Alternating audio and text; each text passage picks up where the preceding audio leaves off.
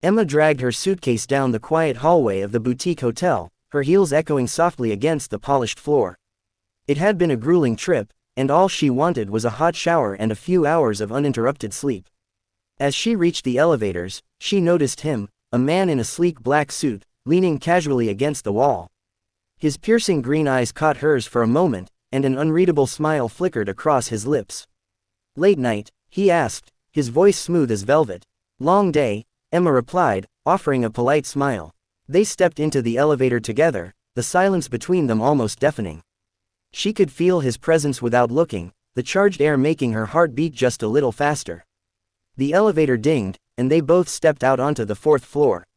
407, he said, glancing briefly at his key card before catching her gaze again. 408, Emma replied, a mix of surprise and unease washing over her.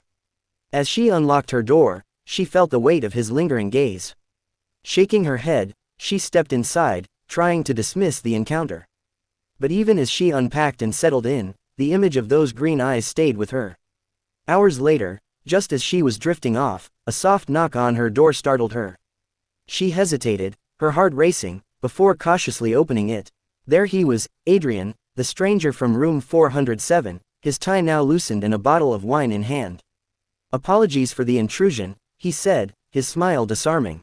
"The minibar in my room is tragically empty, and I thought, well, it's better to share than drink alone." Emma hesitated, but curiosity got the better of her. She stepped aside, motioning for him to come in. They sat by the window, the city lights twinkling below as they sipped wine and exchanged stories.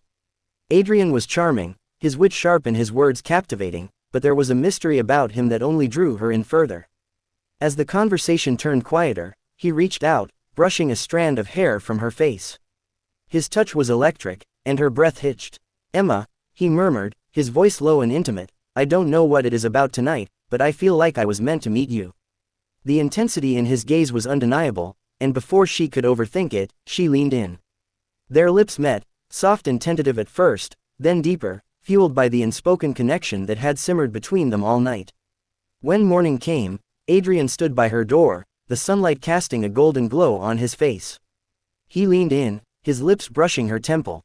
"I don't believe in coincidences," he said, his voice a promise. "I'll see you again, Emma." And with that, he was gone, leaving her with the memory of a night that felt like the beginning of something extraordinary.